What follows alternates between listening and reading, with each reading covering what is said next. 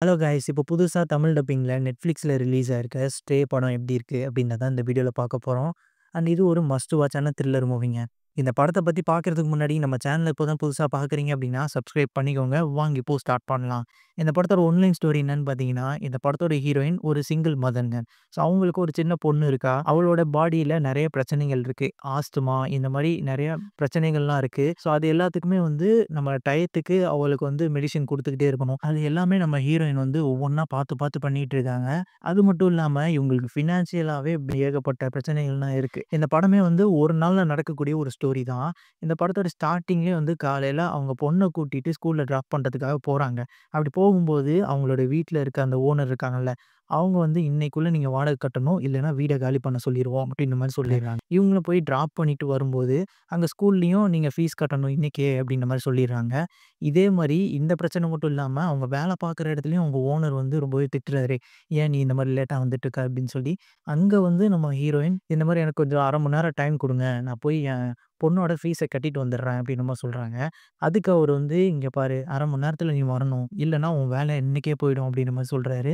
சரின்ட்டு அவங்க அங்கருந்து அப்படியே போறாங்க. பேங்க்ல போயிட்டு பணத்த வித்ட்ரா பண்ணலான்னு சொல்லி போறவங்க தான். அதுக்கப்புறம் அவங்களே எதிர்பார்க்காத நெறைய விஷயங்கள் அங்க நடக்க ஆரம்பிக்குது. ஸோ அதான் இந்த படத்தோட ஸ்டோரியா இருக்கும். அண்ட் நம்மளே எதிர்பார்த்திருக்க மாட்டோம். இப்படிலாம் நடக்குதா அப்படின்னு சொல்லி. ஸோ அந்த மாதிரி வந்து கதைய கொண்டு போயிருவாங்க.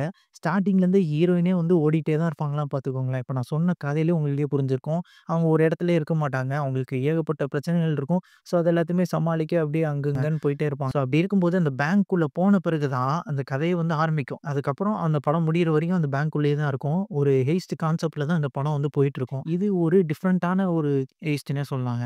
அது மட்டும் இல்லாம எமோஷனலா நம்ம வந்து நல்லாவே கனெக்ட் பண்ணியிருப்பாங்க. ஒவ்வொரு கேரக்டர்ஸுமே நம்மளோட நல்லா கனெக்ட் ஆயிரும். அந்த ஹீரோயின் முக்கியமா நம்ம ஹீரோயினோட கேரக்டர் வந்து நம்ம சொல்லியே ஆகணும். ஸோ நம்மள அவங்க இடத்துலருந்து பார்க்க வச்சுருவாங்க. ஸோ அந்த மாதிரியான ஒரு ஃபீல குடுக்கும். அது மட்டும் இல்லாம மெயினாவே ஒரு 6 டூ 7 கேரக்டர்ஸ் தான் ஃபுல்லாவே படம் ஃபுல்லாவே டிராவல் ஆகுது. அந்த ஒவ்வொரு கேரக்டருமே வந்து டீப்பா கனெக்ட் பண்ணிருவாங்க நம்மளோட. ஸோ அதனாலேயே படம் பார்க்கறதுக்கும் இன்ட்ரஸ்டிங்காவே கொண்டு போறாங்க.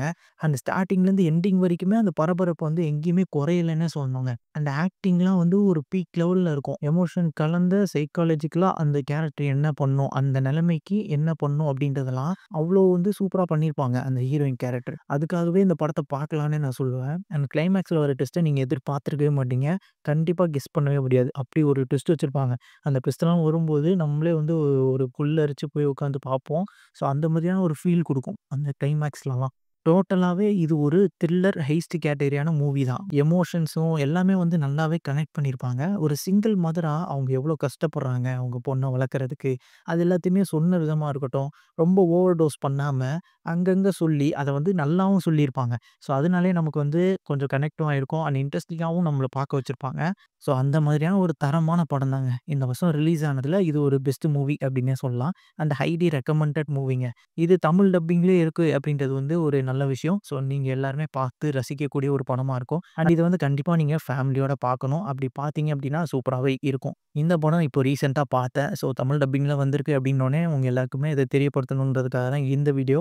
அண்ட் வேற ஏதாவது வீடியோ போடணும்னு நினைச்சீங்கன்னா, நீங்க கமெண்ட் பண்ணுங்க. அதுக்கேத்த மாரி நான் வீடியோ போஸ்ட் பண்றேன். அடுத்து ஒரு இன்ட்ரஸ்டிங்கான வீடியோல உங்கள வந்து சந்திக்கிறேன். Until then signing off.